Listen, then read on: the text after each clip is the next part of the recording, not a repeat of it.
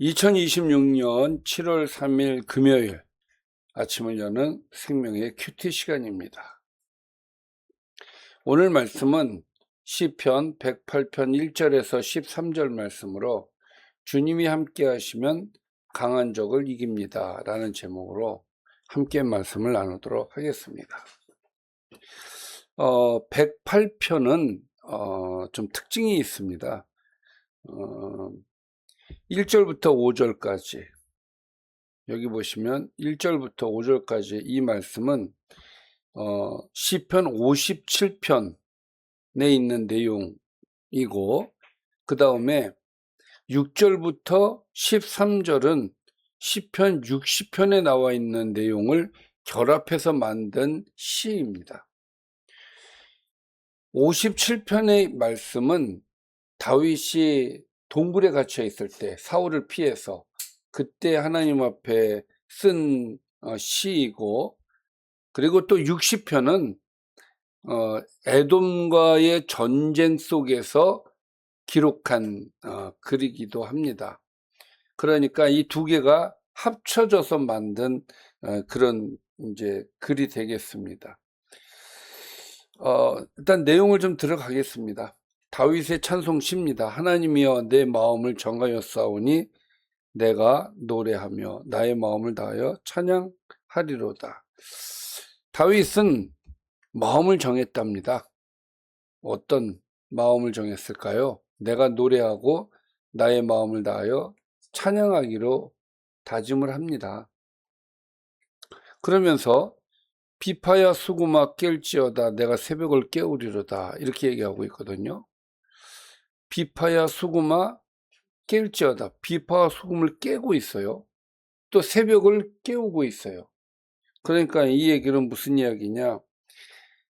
새벽이 자기를 깨우는 것이 아니라 자신이 새벽을 깨우겠다. 그리고 비파를 깨우고 수금을 깨워서 같이 하나님을 찬양하겠다라는 것이죠. 그러니까 새벽을 깨운다라는 말이 무슨 말입니까? 새벽마다 하나님을 찾겠다라는 그런 의지를 이야기를 하는 거예요. 그러니까 새벽마다 비파와 수금으로 하나님을 찬양하겠습니다 라는 고백이 되겠습니다.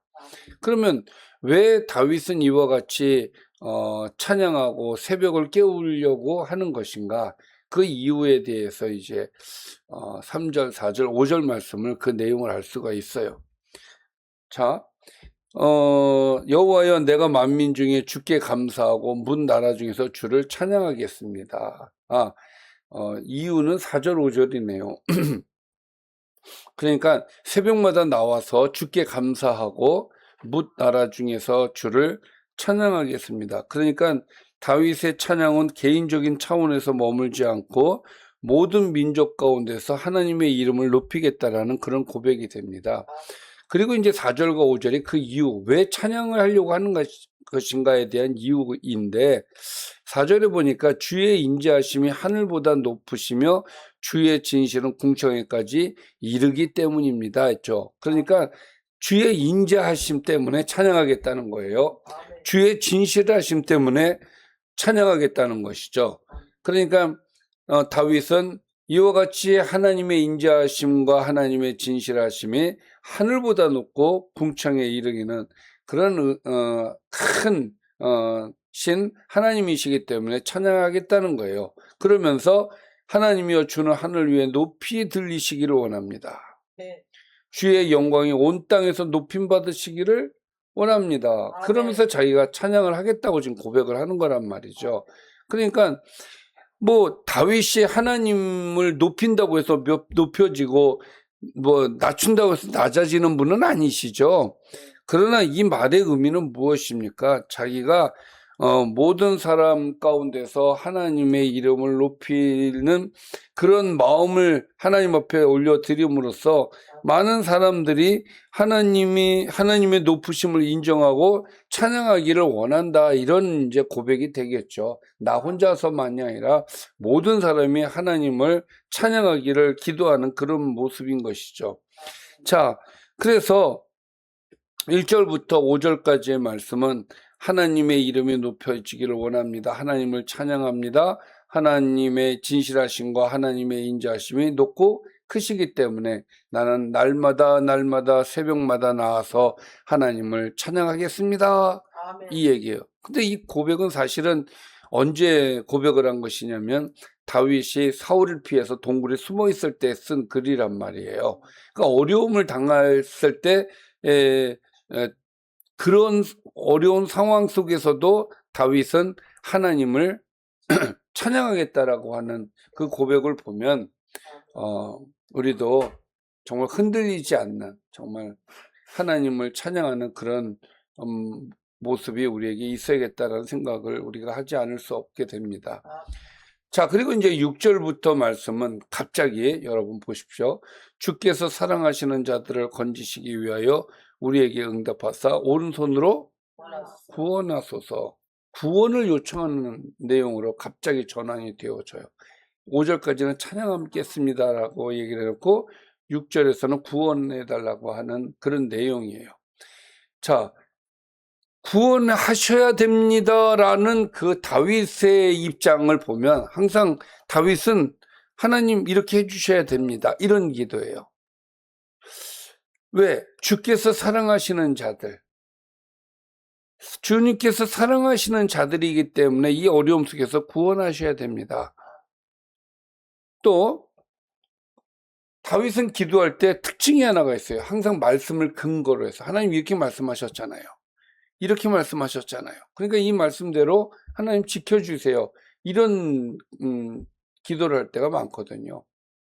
자, 7절부터 9절까지의 말씀은 그런 내용입니다. 하나님 이렇게 말씀하셨잖아요. 그 내용이 뭐냐면 하나님이 그의 성소에서 이렇게 말씀하셨습니다. 내가 기뻐하리라. 내가 세겜을 나누며 숫꽃 골짜기를 측량하리라. 자, 좀 어렵습니다. 내용이. 여기에서 세겜과 숫꽃은 이스라엘 땅을 얘기를 하죠. 그리고 나누고 측량한다는 것은 하나님께서 그 땅의 주인이심을 선언하시는 그런 내용이에요. 무슨 얘기냐? 세겜도 숫꽃도 내 땅이다. 그러니까 내 사랑하는 자들 이렇게 표현하는 거예요. 그리고 뿐만 아니라 8절에서도 길르앗도 내 것, 므낫세도 내 것, 에브라임은 내 머리에 투구, 유다는 나의 규. 다 이스라엘을 얘기하는 거란 말이에요. 다 모든 이 땅들이 다 누구 것이다? 내 것이다. 이렇게 얘기하지 않았습니까? 그 얘기예요. 뿐만 아니라 하나님 또 이렇게 얘기하셨습니다. 그것이 이제 9절이에요. 모압은 내 목욕통이다. 에돔은 내 신발을 벗어 던질지며 블레셋 위에서 내가 외칠 것이다. 이렇게 얘기하지 않으셨습니까? 자, 여기에 모압과 에돔과 블레셋은 이방이죠. 이방을 향해서는 하나님께서 이렇게 얘기하셨습니다. 모압은 내 목욕통이다. 목욕통이 뭡니까? 목욕을 하는 큰 통을 얘기하겠죠. 우리가 알지 못하는 문화적인 면들이 이 안에 있는데, 자, 목욕통은 종의 역할을 의미한다고 그래요. 그러니까 모압은 내 종과 같은 존재다. 그러니까 낮은 자다. 이런 의미로서 이야기를 하는 것이고, 에돔은 내 신발을 벗어 던진다. 신발을 벗어 던진다라는 어떤 행위가 어떤 의미가 있는 것이에요. 그러니까 옛날 고대 사회에서는 종에게 신발을 던져서 신발을 던져주어 심부름을 시키거나 신발을 벗어놓는 행위가 자신의 권리를 행사하는 상징으로 사용되었다는 거예요. 그러니까 우리가 좀 이해하기 어려운 그런 문화인 것이죠. 자, 그래서 이 표현은 무엇이냐? 에돔은 내 지배 아래에 있다. 이런 뜻이라는 거예요. 그 다음에 블레셋 위에서 내가 외치리라 이렇게 말씀하셨단 말이에요. 외치다라는 말은 승리의 함성을 지른다라는 뜻인데 블레셋 위에서 승리의 함성을 외칠 것이다 라고 선언하는 그런 내용이죠. 그러니까 이것은 블레셋이 이기는 것이 아니라 하나님께서 승리를 선포하신다라는 그런 의미로서, 그러니까 이제 이 세 나라에 대해서 좀 간단하게 얘기하면 이렇습니다. 모압은 가장 낮은 자리로 낮아질 것이다. 또 에돔은 하나님의 통치 아래에서 굴복하게 될 것이다. 또 블레셋은 하나님께서 승리를 선포하실 것이다. 이렇게 약속을 하셨다는 거예요. 그러니까 하나님 이렇게 약속하셨으니까 뭐 해달라고요? 구원해달라고 지금 요청을 하고 있는 것이죠. 할렐루야. 아멘. 자, 그러면서 다윗은 이렇게 고백을 합니다. 누가 나를 이끌어 견고한 성읍으로 인도해드리며 누가 나를 에돔으로 인도할 것. 누가 하시겠어요? 하나님이 하시는 거지. 그래서 하나님 도와주세요 이런 얘기예요. 에돔은 난공불락의 요새를 가진 아주 강한 나라였습니다. 다윗은 자신의 힘으로는 그 성을 무너뜨릴 수 없음을 알았어요. 그래서 하나님 도와주세요. 저는 할 수 없습니다. 이런 고백인 거예요. 그런데 좀 이해가 안 되는 11절의 말씀이 들어가 있단 말이에요. 왜 이해가 안 되느냐? 보세요. 하나님이여 주께서 우리를 버리지 아니하셨습니까? 갑자기 버리셨다고 그래요? 도와달라고 해놓고 버리셨습니다. 또 하나님이여 주께서 우리의 군대들과 함께 나아가지 아니하셨습니다. 갑자기 뭔가 이렇게 절망 같은 이야기를 하죠. 그리고 다시 12절에서는 우리를 도와 대적을 치게 하소서. 또 도와달라고 또 얘기를 해요. 뭔가 말씀이 어떻습니까? 왔다 갔다 하는 것처럼 보이죠. 근데 그게 아니라 11절은 과거를 얘기하는 거예요. 하나님 과거에 우리를 버리셨습니다. 과거에 우리와 함께하지 않으셨습니다. 그 얘기는 뭐예요? 지금은 그렇게 하지 말아달라는 얘기죠. 그래서 우리를 도와서 대적을 치게 하소서. 사람의 구원은 헛됩니다. 할렐루야. 그래서 나는 사람을 의지하지 않습니다. 하나님을 의지합니다. 이렇게 고백을 하는 거예요. 그리고 마무리를 이렇게 합니다. 우리가 하나님을 의지하고 용감히 행하겠습니다. 할렐루야. 다윗은 하나님 도와주세요 여기에만 머물지 않아요. 저는 이렇게 하겠습니다. 하나님을 의지하겠습니다. 용감히 행하겠습니다. 그는 우리의 대적들을 밟으실 자이십니다. 누가? 하나님께서. 그러니까 이 말씀은 뭐예요? 하나님을 의지하겠다. 그리고 용감히 행하겠다. 그러니까 하나님을 믿는다고 아무것도 안 하겠다라는 얘기가 아니라 하나님을 믿으면서 나는 용감히 행하겠다라는 의지를 보여주고 있단 말이죠.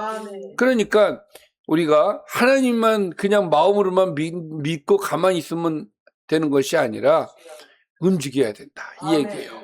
기도한 만큼 우리는 움직여야 된다라는 이야기를 우리가 이 말씀을 통해서 깨달을 수가 있겠습니다. 자, 오늘 우리가 읽은 이 시편 108편은 과거에 나를 도우셨던 하나님께서 오늘도 동일하게 승리를 주신다는 믿음의 노래예요. 따라서 오늘 말씀을 통해서 여러분들 하나님은 우리와 함께 하신다는 것을 믿으시기를 바랍니다. 하나님 우리와 함께 하십니다. 오늘 말씀을 좀 정리해 보겠습니다. 시편 108편은 전쟁을 앞둔 다윗이 먼저 하나님을 찬양하며 마음을 믿음으로 굳게 세우는 모습으로 시작합니다. 아까 그 얘기를 안 했네요. 지금 오늘 이 시는 에돔과의 전쟁 전에 이제 전쟁을 준비하면서 이제 시작하면서 하나님 앞에 기도하는 기도의 내용인 거예요. 그래서 이 말씀이 있는 겁니다. 또 하나님은 온 세상과 모든 나라의 주인이시며 가장 강한 민족과 견고한 성읍도 하나님의 손 안에 있음을 선언하셨어요. 다윗은 사람의 힘과 군대의 능력은 한계가 있지만 하나님의 도우심은 결코 실패하지 않는다는 사실을 다시 한번 고백하고 있습니다. 그러므로 하나님의 백성은 두려움보다 하나님을 의지하고 담대히 나아갈 때 하나님께서 친히 대적을 이기게 하시는 승리를 경험하게 된다. 이것이 오늘 말씀을 통해서 우리에게 주시는 교훈입니다. 사실 우리 앞에 에돔과 같은 굉장히 견고한 성이 우리를 가로막을 수 있어요. 그러나 우리의 승패는 적의 강함이 아니라 하나님께서 함께 하시느냐 안 하시느냐의 문제인 거예요. 하나님이 함께 하시면 아무리 강한 에돔도 무너질 줄 믿습니다. 기도하겠습니다. 살아계신 아버지 하나님, 우리와 함께 하시고 우리에게 승리를 주신 하나님을 찬양합니다.